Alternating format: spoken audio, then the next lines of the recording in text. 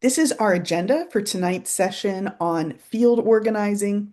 We'll talk about developing the strategic aspect of your field program, talk about direct voter contact, which you might also hear called DVC by that acronym. I'll share some information on the role that VoteBuilder plays in your field program, talk about how to build capacity, which is about recruiting volunteers and getting people to help you. Along the way, we'll share some resources and we'll wrap up with next steps. Jumping right into developing your organizing strategic plan.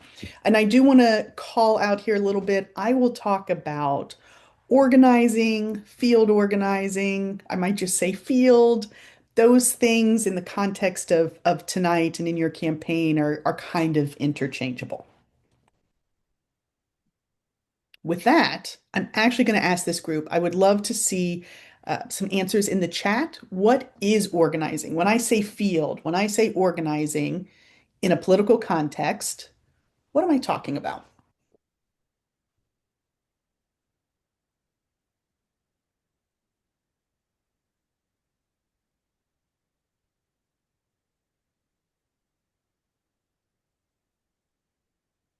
Recruiting a strong team to achieve a goal? Yeah, definitely. Mackenzie's cheating, you know. You've seen the teacher's edition. Building power in your community, enlisting support from others. One more. Volunteers, phone banking, setting up town halls. Great examples of some of the tactics we're going to be talking about. Yes. Here's what I put on the slide. So it is about getting people involved in and advocating for the social and political change we want to see. This is, pretty broad definition, but the idea is organizing isn't just something that's done in the political space. It's done in advocacy work, it's done in the labor movement, and in campaigns, we're trying to learn from some of those lessons from other spaces that do organizing, community organizing. And it's about getting more people involved. I also want to say organizing is a bit of a mix of art and science. There's some stuff that's been researched that we've got a pretty good idea of what works and how much and what doesn't. And part of it is art. There's a lot of room for creativity.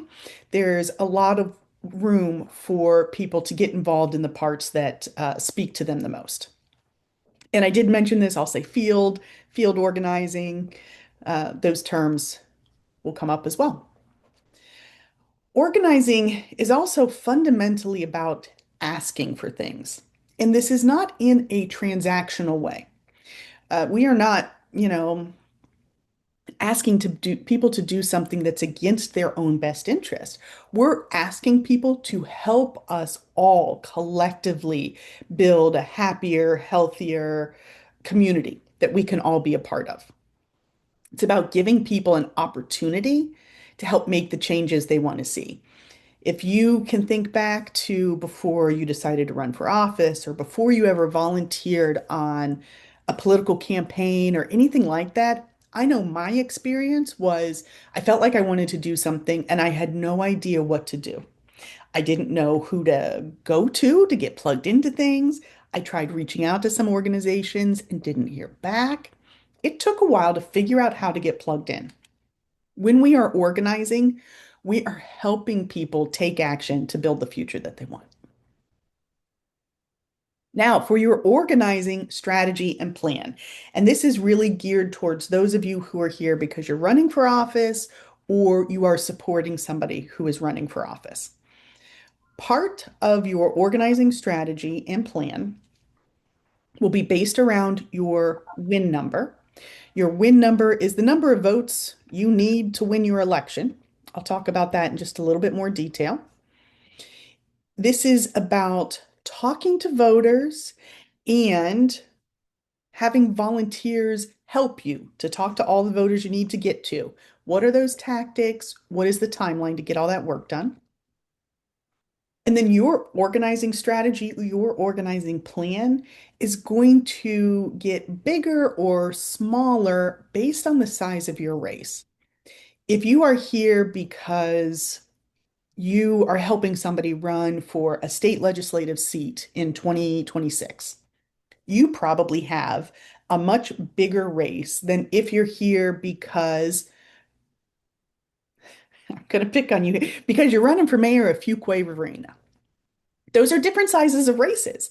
There is a different number of voters who could potentially cast a ballot, which means you probably need, the more voters, you probably need more money to be able to talk to more people. So I'm going to share some principles here, some ideas, things to include in your field plan. They won't all be appropriate for every single election. So think about what you know about how big your race is. And I'll share some ways you can get specific data to help you get a sense of the scale, the size of your race, and how deep you should go in this program. I love Fuquay. Okay. In your plan, you should be able to answer these questions. Which voters are you targeting and why? How will you identify those supporters? How do you plan to engage with volunteers? And what is your get out the vote strategy, GOTV? I'm going to pause on that one just a second here. Chris is going to share a link. In this session, I'm not going in depth on get out the vote. On September 15th, we'll do a whole hour session focused on that. In this context, get out the vote really means the last month or so before November, what is it this year? November 4th? I don't even know. Like the last month is the most intense period of the campaign. So we will talk about how things might get more intense, what you might be doing. We'll talk about that September 15th. November 4th, November 8th, November. This year it's November 4th. I'm going to try really hard to remember that. The outline for your organizing strategy and plan. And we have Sarah created a fantastic template to help you plan through all of this, these 6 parts. So we're going to walk through each of these parts that you might include in your organizing strategy. Vote goal and turnout projection. So how many people do you predict are actually going to vote? Your path to victory and voter universe, targeting and prioritization, voter contact plan, benchmarks and timeline, and key dates. A lot of jargon on that slide. We're going to walk through each section. I also want to point out here as we're going through each of these sections. So here we're talking about your vote goal and turnout projection. We had a session a week, maybe 10 days ago, that was specifically on calculating your vote goal. These are formulas to use where you make assumptions about what voter turnout will look like so you can figure out how many votes might you need to get to win your race. Um, so that was about 10 days ago. If you didn't have a chance to attend that, Chris dropped links in the chat. You can either watch the video recording from when we did that a week or two ago, or there's the link on the traindemocrats.org website where you could do it self-paced. It's not a video, it's reading on the slides on the screen more. So you can catch up there. The other thing is, as we go through these slides about what information should go into your strategic plan, on several of them, I've got this graphic in the upper right-hand corner. Some of this information will come directly from VoteBuilder. If you've attended previous trainings that we've done this year for candidates, I have talked about VoteBuilder in every single session and encouraged candidates to sign up for VoteBuilder, which we are giving for free. This session is really where the rubber hits the road, and all that VoteBuilder access, the VoteBuilder data, really is very important for your field program. So I have a section of this slide presentation where I walk through step by step how to get the information from VoteBuilder that you would use to complete this template. So when it comes to your vote goal and turnout projection, you will look in VoteBuilder to find out how many voters are actually registered and can vote in whatever race you're running for. Make some estimates on what you think the turnout percentage will be. Generally, a municipal election, odd number year, turnout's going to be pretty small. I don't know what the average is statewide. 20%, maybe. It's going to be a lot lower than it was last year for the presidential. Then, as you make those assumptions about voter turnout, based on how many registered voters there are in your race, you'll do some calculations. And this takes your projected turnout, helps you come up with a win number. There are a couple different scenarios here. If you are in a head-to-head race, the math, honestly, is just more straightforward. If you are running for a seat and there are like four of you running for one seat or five of you running and there are two open seats, it can be a bit more complicated and you'll have to make some more assumptions. This is where it's a little mix of art and science. We have candidate office hours. You are welcome to come to candidate office hours if you want help thinking through the dynamics of your race to calculate these numbers. The second part of this template is thinking about your path to victory in voter universe. Path to victory is what will it take? Who do you need to target to win your election? Voter universe is a grouping of the types of people you're going to contact. So I'm going to talk about that here. Um, the assumptions that we have here in these formulas are assuming that the race is kind of a head-to-head Dem versus Republican. If the dynamic of your race is different, again, come to office hours and we can help you with that. I know you're mostly running for nonpartisan seats, but there's still probably in most cases a Democrat running and a Republican. So you'll want to know your base universe. You use that to calculate your vote deficit. What's your mobilization universe and persuasion universe? What is a universe? This is how we think of the voters that we need to talk to. I know it's a little small here on the slide, so let me make it a little bit bigger here. This is information that you can get from VoteBuilder. What is going on here across the top of this chart is a support score. How likely do we think any group of voters is to vote for the Democratic candidate on a scale from 0% likelihood to 90 plus? We base this on some data modeling work. So, what do we know about you? What do we know about your demographics? What do we know about your voting history, your history of donating, the kind of events you've attended? All of that is used for us to make a prediction on how likely someone is to vote for a Democrat. That's what's across the top. Now, going from top to bottom is how likely we think you are to actually turn out, to cast your ballot, to vote. This is based on largely on your history, your voting record. Some people vote in every single election. Some people only vote in presidential years. Some people vote in primaries and general elections. Some people skip primaries. All of that information that we know is used to figure out how likely we think you are to actually cast your ballot. So then we segment those groups of voters into what we call the base, the persuasion universe, and the mobilization universe. Universe here just means group. I don't know why the jargon is universe. I don't know. It's just a group of people.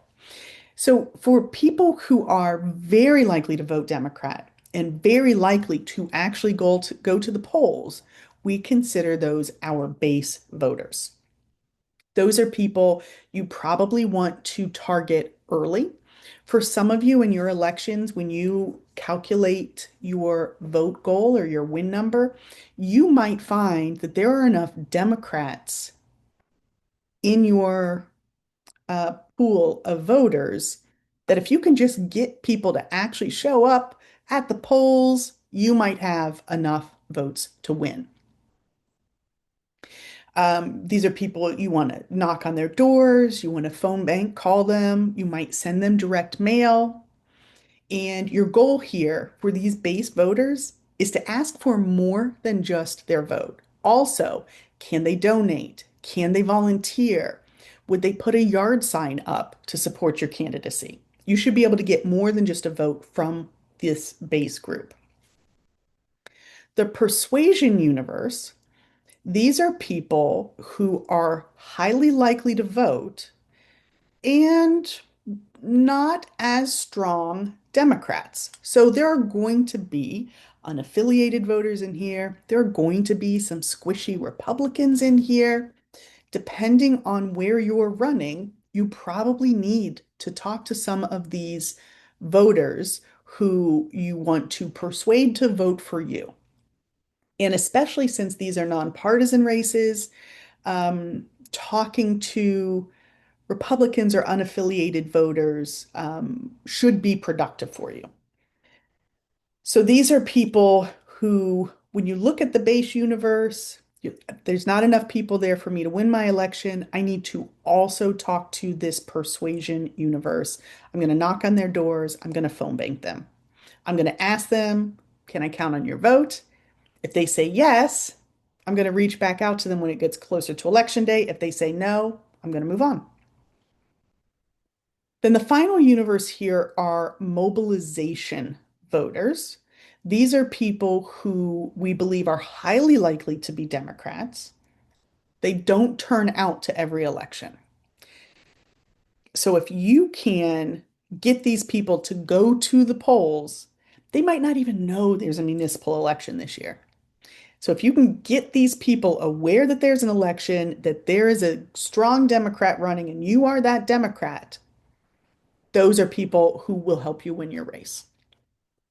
These are people you want to talk to early, meaning, now, and you want to talk to during that GOTB period when it is a month out, 3 weeks out, that period in October.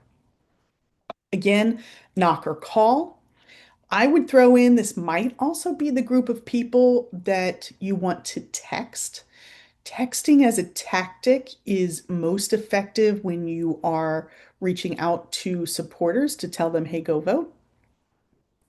So you might text to this group and you're really saying, I need your commitment to vote this fall. Make sure you vote in the municipal election. Okay, I'm not looking at the chat, but I see a lot of comments in there. Sarah, anything you want to course correct me on? Nope, I think you're doing great. And if you have questions, feel free to put them in the chat. We'll call them out or try to answer them in real time. Thank you. Okay. Targeting and prioritization. This is more information you can get from VoteBuilder. So, depending on the size of your race, thinking about your entire city at once, if you're running for mayor, might be too big of a group of people. It might feel too daunting. So it can be helpful to go a layer deeper and look at precinct level information. If you are running in maybe a small town council race and there are 200 voters, maybe you only have one precinct, and so this isn't helpful. If you're running, I mean, Fuquay has, I don't know why I keep picking on Fuquay. It's fun to say. Fuquay mayor race, you've probably got, I don't know, a dozen precincts maybe. So it can be helpful to drill a layer deeper to this precinct level. And a precinct is, in this context, what we're talking about is all the people who go to one particular polling place on election day. That is a precinct. It's pretty much the smallest unit of organizing in the political space. So you could potentially look at the precinct level and see how many people are in my base universe, my mobilization, and my persuasion at the precinct by precinct level, which you would use to then prioritize and say, which order do I want to talk to these voters, precinct by precinct? That is because you've got, I don't know, we're less than 90 days, right? Like elections are, how many days do we have? I haven't counted. You have a finite amount of time. Maybe you have a full-time job and you're running for office. So you need to manage your time well. You need to prioritize. Bucket four here, the second part of your field strategy is developing your voter contact plan. So we're going to talk about three phases of talking to voters and three, it's kind of like goals. So, first is identification. This is about introducing yourself to people and finding out how likely they are to support you. And for identification purposes for this phase, you will talk to people in the base, the mobilization, and the persuasion universes depending on the dynamics of your race, the size of your race, how many people you think you need to talk to get your win number, and then working backwards from that, how much time do you have to help figure out how many people you can talk to? Then there is a persuasion phase. This is a little different than the persuasion universe, which is a set group of people. A persuasion conversation is when you are trying to convince someone that you are the right person for them to vote for. So if it's an undecided voter, a swing voter, someone who's not in that strong base, you have to make an argument for why you are the right person to be elected mayor, town council, whatever your race is. Then there is the GOTV phase, get out the vote. We will talk about this more in a few weeks. This is once you have identified who supports you, GOTV is about making sure those people actually cast their ballot, reminding them when is early vote, when is election day voting, what are the hours, have you voted yet? All of that is happening during this GOTV phase where you're making sure the people who said they would support you actually get to the polls. There is a part of the strategic plan template that we're going to share that gives some kind of ideas for when the phases of these conversations might happen and where you can think about how you would target and prioritize the conversations that you want to have. An extra credit project.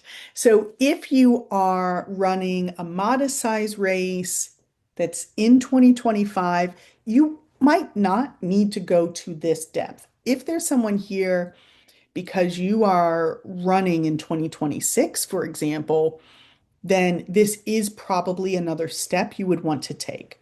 And if you are on the fence on how deep and complex you need to get in your plan, please join us for candidate office hours. Um, but this would be a way to really dive into each of the tactics you're going to use and how many votes you expect to get from that effort. So, for example, a general rule of thumb is that when you are knocking on doors, when you're canvassing, neighborhood walk, precinct walk, those terms are kind of interchangeable. For for all the doors you knock on, you maybe talk to 20% of the people. So if you knock on 20 doors, you probably have four conversations. Then you would get an average and say, I can probably knock on 12 doors per hour. You can use this information to back into it and say, I need to knock doors X number of hours. Similarly with phone calls, it's a 7% contact rate. I think this is trending down. Um, if you have events, usually you can plan that 50% of the people who say they will show up to an event don't come. Those are some rules of thumb to help you if you need to go deeper and make sure you're planning enough effort to get all the votes you need. Couple of things I want to plug here.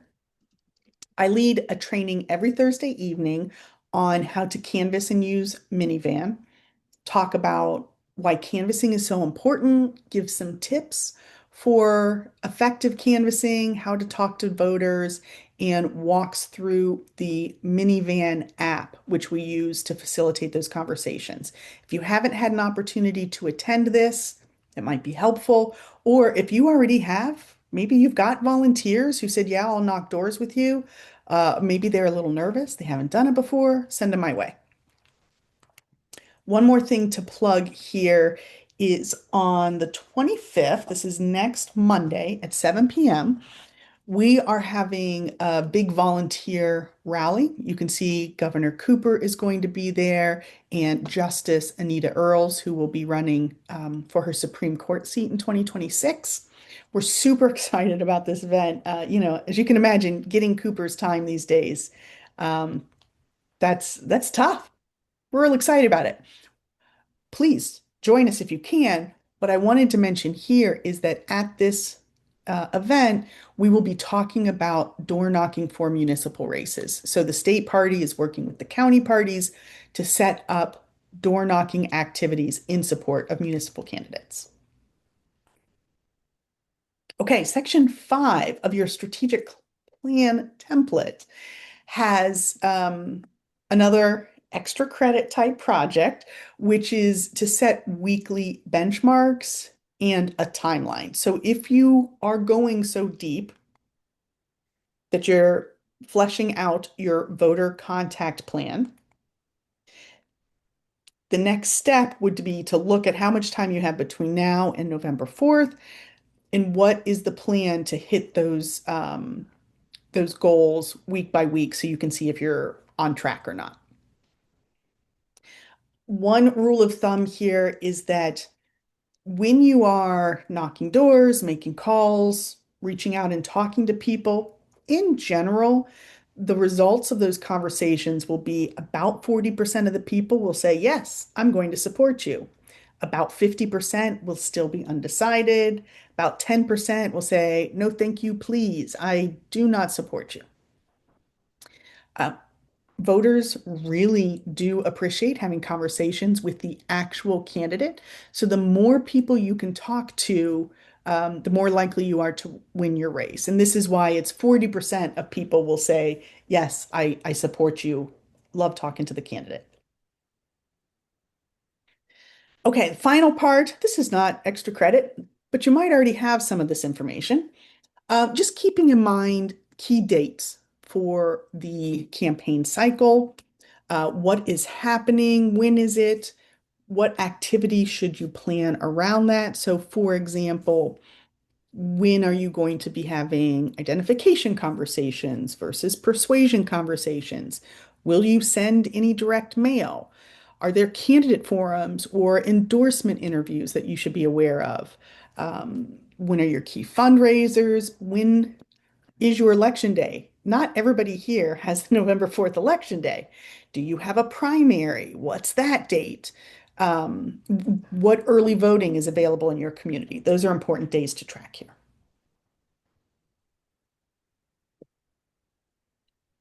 Okay, that was information on building out your organizing strategic plan.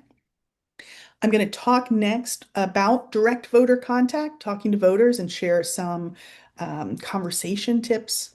But I see there's more in the chat. So, Sarah or anybody else, what have I missed?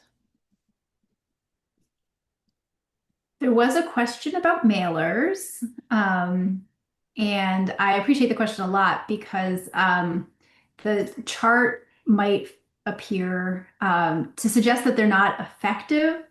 And I liked Mackenzie's answer. Mackenzie, do you want to share what you responded? Yeah, I think the effectiveness of mailers really just depends on your area and the types of voters that you're trying to reach. Um, and you can get super specific with that kind of universe too. For example, if you wanted to mail all the mobilization folks that are young within the ages of 18 to 36. I think that could be potentially really effective. Or if you wanted to send a piece of mail to the African American voters in one of your universes with a picture of you and your core message and where to early vote, I think that would be a good approach as well. Yeah, So, agree. yep. It's good for, sorry for targeting specific audiences in particular. It can be expensive, but yeah, if you don't plan for it and your opponent does, then you might get to the point where you're like, oh gosh, I keep hearing from my opponent in the mail and I don't have a mail piece out, and you might be behind schedule and unable to get a mailer out. So just think about it ahead of time. Is it a tactic you want to use, and do you have the budget for it? And then somebody was asking about getting started for 2026 for helping Roy Cooper. That was the question. Um, and Christy, do you want to, what would you say to Well, I'm going to cheat. I liked your answer. that? Yeah, plug into your county party. Yeah. And there's a rally coming up on the 25th. Roy Cooper will be there. And I will not spoil it by telling you that what he's going to say is get involved now, help get your municipal candidates elected this year because the skills that you build working on campaigns this year will apply next year. And the voters who go out and vote this year are going to be ready to vote next year. So the work that we're doing for municipal candidates has multiple different downstream effects. Yes, and one thing I would add is that if you personally are thinking about running in 2026, get involved in the 2025 municipal elections, particularly if you don't yet have a relationship with your county party, if you're not very involved. It will go a long way towards showing your commitment and building your credibility. If this year you're in the trenches and you're helping municipal candidates, and then next year you say, I'm running for state assembly, now I need your help, having put in that work this year will go a long way. Okay, let's talk a little bit about direct voter contact. People generally engage on the issues they care about. They are going to pay attention to what you say you can do to make their lives better. And they will be engaged when you explain why you are motivated to do this work. What got you interested in running for office? What problem are you here to solve? And what unique perspective or experience can you bring to the office? I want to share a little bit of a conversation framework here when you think about talking to a lot of different audiences, but in particular, when you're talking to voters. So I think I got like 5 steps here. First is about listening. Listen for people to talk about the values they care about, that you also care about, common emotions. Where can you find common ground with people? You don't have to always agree with people, but listen and hear. Think about, what is this person thinking? What are they feeling? What is motivating those thoughts and feelings? And how can you relate and build common ground based on that? So after listening, you want to acknowledge what the other person said. So repeat back a summary of what you think you heard from them so that you can make sure you actually did hear them correctly and show them that you are listening and that you understand. Relate your own experiences to the person you're talking with. So talk about those shared values, talk about the shared emotions and commitments. Phrase here, as someone who also cares about, and then move the conversation from there. It's also important, though, as you're relating back, you should be listening way more than you are talking. Even if you're the candidate, you want to be hearing from that voter. So I usually say you should be listening at least twice as much as you are talking. Connect. So connect with the voter, connect your candidacy to something specific. So we're going to take this sample language here a step further. As someone who also cares about insert value, insert issue, as someone who also cares about my children being safe and healthy, I'm running for office because I will do a thing that helps make them safe and healthy. So look for opportunities to connect your shared concerns, your shared values with the reason why you are running for office. And then as you're wrapping up the conversation, make your ask. What is the call to action? Can I count on your vote? Maybe you're talking to somebody who you think would be a good volunteer. I would love to have you join our canvassing efforts. Is it better for you to knock doors on the weekends or during the week?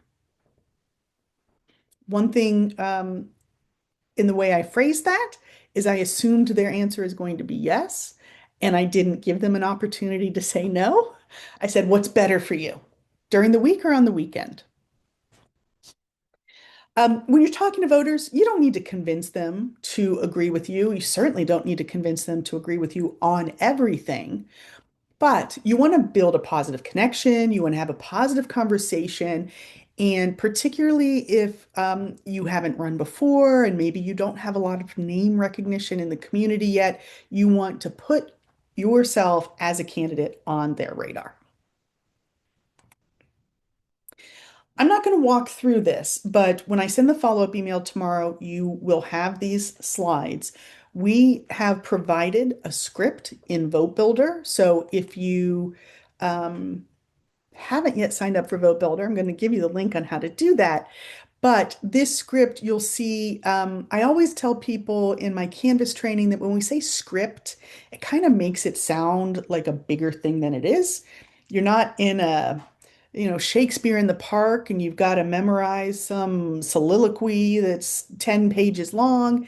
It's like a sentence, two sentences, just to help move the conversation forward and give you a starting point. So, Chris dropped the link for that script in the chat. I will also share it tomorrow. And when you're using Minivan to knock on doors, and goodness, do I encourage you to use Minivan to knock on doors, this is the script that you will have access to. Okay, that was some general information to help facilitate your conversations with voters, direct voter contact. I'm going to talk a bit about, with more specificity on the role of VoteBuilder in your field program next. But let's pause and see, Sarah, anything in the chat?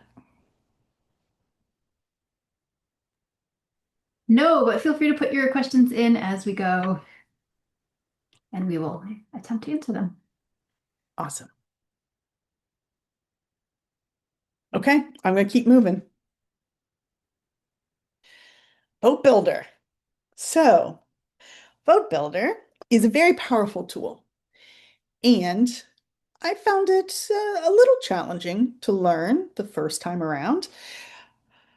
What I can tell you is that first of all, getting VoteBuilder for free as a candidate is such a great head start. When I ran for office for a city council seat, I had to buy this kind of tool myself, and it cost like 900 bucks. So take us up on this offer to give you this tool. And there are a lot of training resources to help you learn how to use VoteBuilder. I have done the VoteBuilder 101 and 102 sessions twice this year. I have recorded them, so you can watch those on YouTube. Tomorrow is the VoteBuilder session on building a canvas. It dovetails very nicely with tonight's presentation. So if you are using VoteBuilder, if you started to use it and were banging your head on the table, maybe consider joining us tomorrow night for that VoteBuilder training on how to set up a canvas. If you're running for a municipal race this year, I would say you probably don't need to worry about VoteBuilder 201. You probably don't need to worry about scripts. Depending on the size of your race, maybe you would want to come to the session on using VoteBuilder to manage your volunteer data. If you're going to have like 6 people helping, maybe not. If you think you might have 15, 20 volunteers helping with your campaign, you might want to consider using VoteBuilder for that. If you are here because you're running in 2026 or you're helping somebody who's running in 2026, come to all of them. You've got time and all of those skills in VoteBuilder will be helpful, particularly if you're looking at a 12 plus month campaign. Now, what I have on these slides, I'm not going to walk through all of this, but I want you to have it when I send the slides out tomorrow. In the previous section, 2 sections ago, when we were building out your strategic plan, I said that in the upper right-hand corner, I had this VoteBuilder icon when you would get information from VoteBuilder. Now I'm going to show you how to get the information from VoteBuilder. So in this example, we're looking for the number of registered voters in your municipality, in the race that you're running. So I've got a big red box around the specific data we're going to get from VoteBuilder. This is step by step how you would find that information in VoteBuilder with a screenshot. So you're going into VoteBuilder, into the My Voters portion of VoteBuilder, which is where the voter role is. You would create a list. In the home district, which is what is on this screenshot, you're going to narrow, put your county in there, put your city. If the seat you're running for, if it's districted or it's Ward 6 or Ward 3, you would narrow down to that. And then when you preview the results, you see I've got a red box here. I think I did this for Holly Springs. There are 31,688 people registered to vote in Holly Springs. Put that number back on that spreadsheet. So I'm not going to walk through all of these, but in every case where I said use VoteBuilder to find the information, I have walked through the steps and the screenshots that you would use to find that information. I encourage you to use this to help build out your strategic plan. If it is challenging or frustrating, come to candidate office hours or reach out to us so that we can help.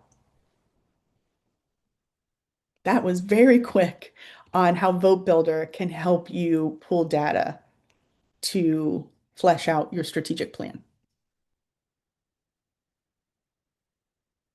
Okay. Is there a new date for the media training? Oh, Susan, there is not. But if that is something that is very important to you, when I send the follow-up email tomorrow, reply and remind me, and I will find external resources for you for that. Okay. Let's talk quickly about volunteers. So as you were building your strategy, you're ending up with, I need to make a bunch of phone calls. I need to knock on a whole bunch of doors. I need to text a bunch of voters during GOTV. How am I going to get all this work done? You're going to get volunteers. And this is really about asking for the help you need.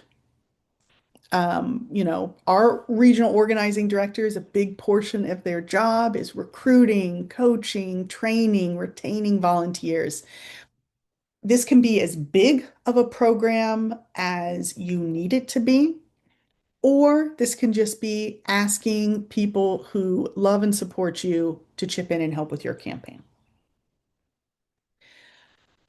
I would like to see in the chat, what are some things you think you could use help with on your campaign? What do you need help with?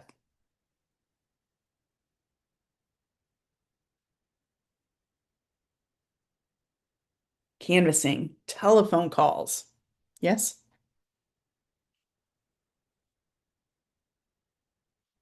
What else we got? Developing the right mix with my budget. Yeah?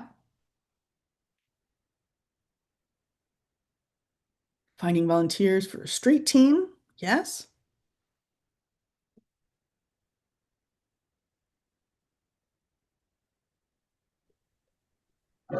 Deciding the ideal call times. Mm, talking about call time. Yeah. Yeah. Those are all things that you could use help with. Couple of things I put on. Yeah. That I put on the slide. We talked about several of these: knocking doors, making calls, sending texts, maybe hosting meet and greets. This is different than a campaign fundraiser because a campaign fundraiser has a ticket price. A meet and greet is more of a house party, show up and have a conversation. Maybe you have someone help you distribute your yard signs, all of the things. Who are you going to ask to help?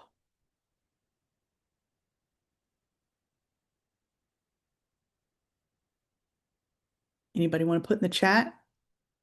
Where can you look for volunteers? Your besties, friends and family, my county party. Yes. Everywhere. Yes. Very true. Friends, family, co-workers, neighbors, your county party. What I would say is that um, my experience was that some of the people who I thought would really be there for me weren't. And I met some people I hadn't even known before who were all in. I met a new neighbor who I've moved cross country. I still talk to her. I didn't win my race. We became very good friends. She's now running for the seat that I didn't win. She's fantastic, made a great new relationship. So you don't know who is going to come out of the woodwork and help you, but I'm pretty sure you're going to need to ask for help. There's a lot to be done. And the people who know you, who love you, this is the time for them to support you. Just a couple frameworks to think about for volunteers. The jargon term here is we talk about building capacity because you can knock on 12 doors an hour and you've got 3 hours every evening after work, for example. If you can get one more person to help you, you're doubling your capacity to talk to voters. So the more people who you can get to help you to whatever extent they can increases your capacity to talk to voters, makes it more likely that you will win. So the basic steps when you're thinking about people who are volunteering to help you with your campaign are recruiting. This is about asking for the help you need.